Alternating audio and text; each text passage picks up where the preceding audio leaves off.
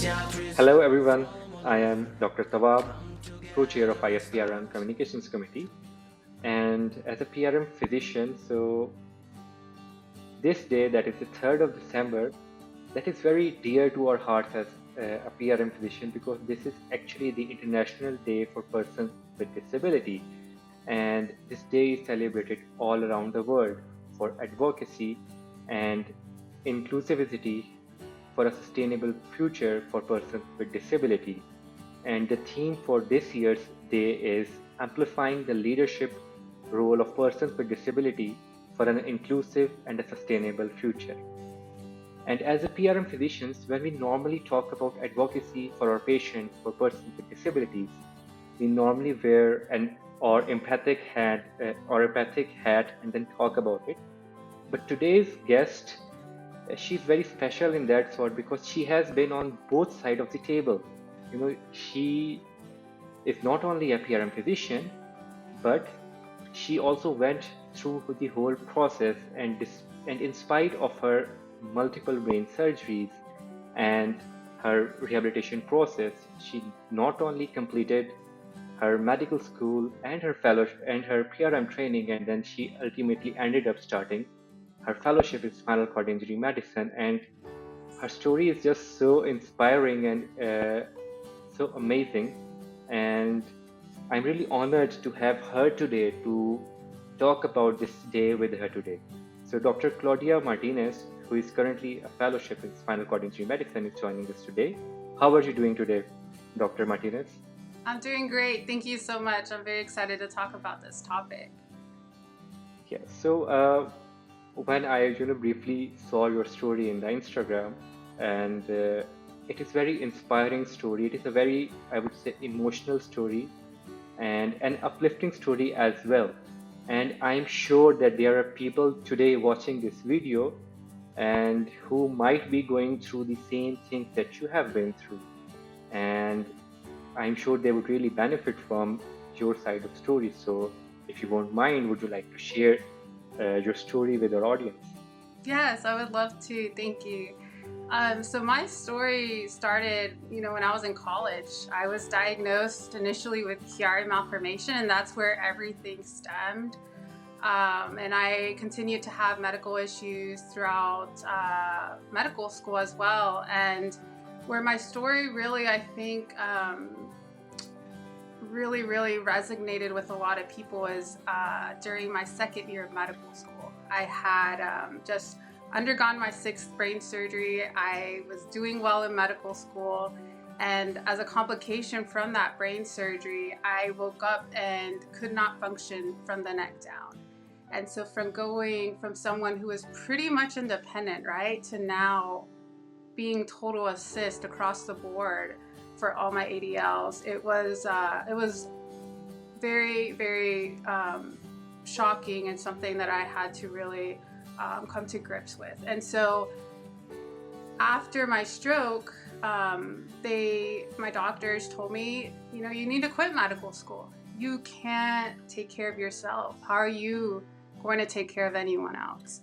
And for me, that was something that I just was not going to accept. And I said, you know what, I can still direct care. Cognitively, I can still function as a physician, maybe not physically, but I will find a way. And that's when I was able to go to TIER, do my inpatient rehab there.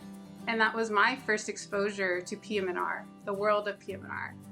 And I think something that really resonated with me is that where others saw what I couldn't do, PM&R saw what I could do. And that's something that I took advantage of, and why I chose to become a PM&R physician today.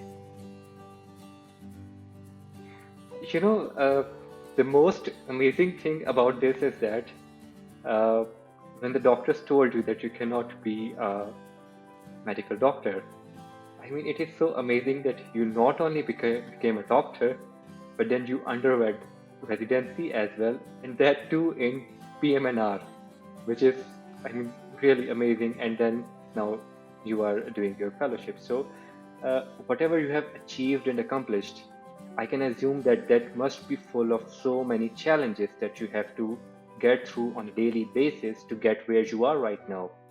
And what challenges do you think that persons with disabilities they face in becoming leaders in their communities? And since you have experience in this as well, as a patient and as a physician, so how do you think that interdisciplinary collaboration can address these barriers efficiently? Yeah, I think for me, the biggest challenge that people with disabilities face, I think, is just having the respect from everyone else in the community, right?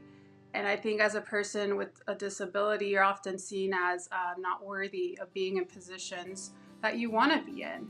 And so for me, I had to not prove other people wrong, but I wanted to prove myself right, that I did belong in medicine and that there would be a way for me to achieve that. And so I think in order for more people with disabilities to have a seat at the table, we do have to, one, take care of our own, right? As rehab doctors, we should be leaders in advocating for people with disabilities, and showing other fields that they have a voice that's important to be shared.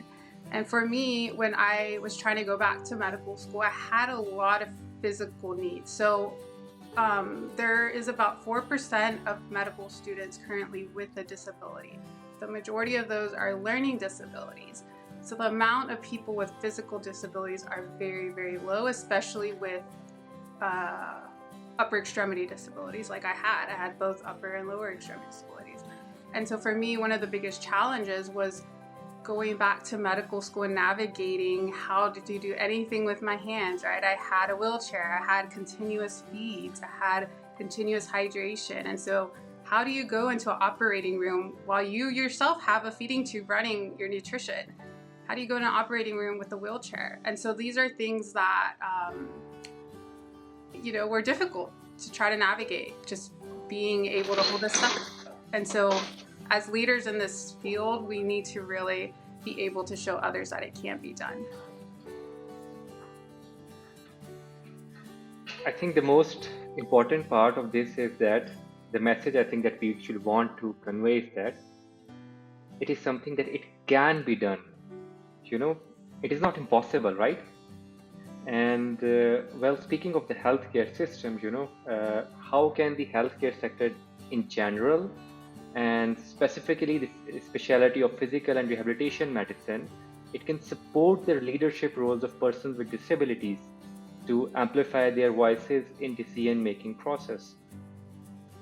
Yeah, I think one of the most important things I learned from all of everything that I've gone through is that it takes one person to go the extra mile to get you the paperwork you need to be able to go back to work, to get the accommodations you need, right?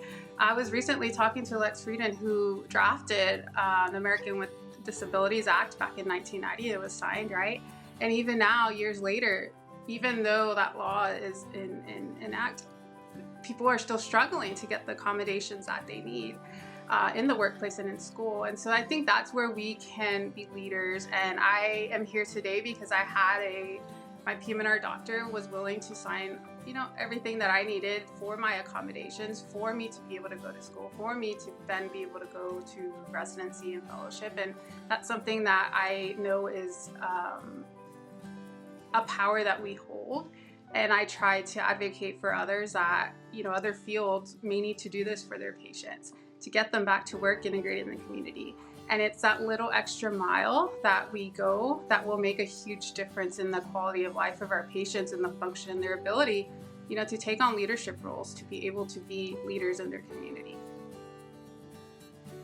So just earlier today, I was seeing one of your posts on Instagram where you had, it was like a small video and where you had talked about that how a PRM physician, he not only takes care of you, but he also thinks about you when he has left the hospital and he is wishing for your recovery, and he's actually really happy when they see their patients healing.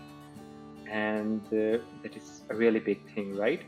And in your experience, how do you think that what role does PRM physicians and rehabilitation medicine in general play in promoting inclusivity and sustainability for persons with disabilities? I think that we as physiatrists, right, are a unique breed in that we feel like are naturally empathetic people, and so we know these little things that can make a huge difference in our patients' lives. And so, for example, when I was at TIER, everyone was absolutely wonderful. Everyone knows that you have a disability there. But the real work started when you leave the doors of the hospital, right? When you leave the doors of the rehab hospital and you're integrated into this world where it's not built for you. It's not built for people with wheelchairs still today. And so as rehab doctors, that's where we have to, it's, I think, important for us to be in those rooms where something as simple as constructing a building, we have a say in how our patients, how we know that something like that will impact them, that we can be there to advocate for them in schools, all of these things that other fields might not necessarily have an understanding because just the difference in our training. So Yeah, and actually disability only exists because somehow environment, resist the accommodation of that very person, right? And that is actually what we are talking about today, and that is what we are as PRM physicians. That is what we want to advocate for. And this brings us towards the end of our today's session. And I hope that the people out there heard something or saw something that is inspiring to them. And I would like you all and request you all to actually like and share this video with your friends, with your colleagues, with actually everyone in the world, so that we can further the cause of this sustainability and inclusivity of the person with disability in all spheres of our lives in our community, which is actually what we all stand for. I would like to thank you, Dr. Martinez, for taking our time and sharing with us your very exceptional and inspirational story. thank you so much for having me. Thank you so much.